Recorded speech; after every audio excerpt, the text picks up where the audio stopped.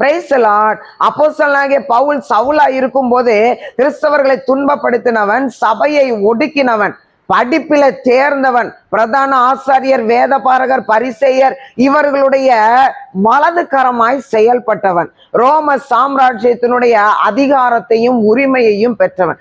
இப்படிப்பட்ட பேரும் புகழும் அதிகாரமும் உடைய சவுலை ஆண்டவராகிய கர்த்தர் சந்தித்த பிற்பாடு இயேசு கிறிஸ்துவனுடைய வல்லமை, அவருடைய மகத்துவம் எப்படிப்பட்டது என்கிற உண்மையை அறிந்து கொண்ட பிறகு அப்போஸ்தலர் 9:20 வாசித்து பாருங்க.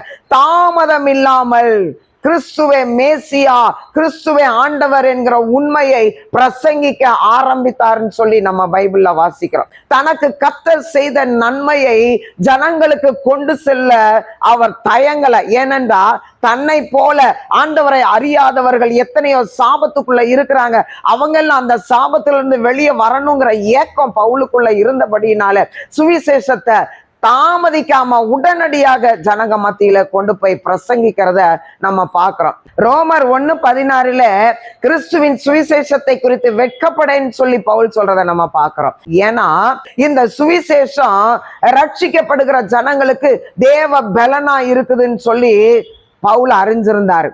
இன்னைக்கு இயேசு கிறிஸ்துவனுடைய வல்லமையையும் மகத்துவத்தையும் அறிந்து கொண்டிருக்கிறவர்கள், இந்த செய்தியை கேட்டுக்கிட்டு இருக்கிற எத்தனை பேர் எத்தனையோ சாபங்களில இருந்து, பாடுகளில இருந்து, எத்தனையோ வியாதி அசுத்தாவி கட்டுகளில் இருந்து நீங்க விடுதலை ஆயிருக்கலாம்.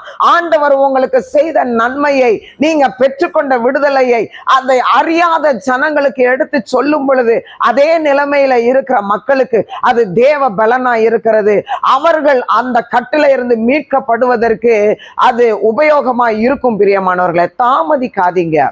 1 கொரிந்தியர் 1:18 வாசிக்கும் போது சிலுவையை பற்றின உபதேசம் கெட்டு போகிறவர்களுக்கு பைத்தியமாய் இருக்கிறது, ரட்சிக்கப்படுகிறவர்களுக்கோ தேவ பலனாய் இருக்கிறதுன்னு சொல்லி வாசிக்கிறோம். பிரியமானவர்களே, கெட்டு போறவங்களுக்கு பைத்தியமாய் இருக்கலாம், இயேசு கிறிஸ்துவ பைத்தியமா நினைக்கலாம், சொல்லுகிற உங்களையும் என்னையும் பைத்தியமா நினைக்கலாம். கவலைப்படாதீங்க.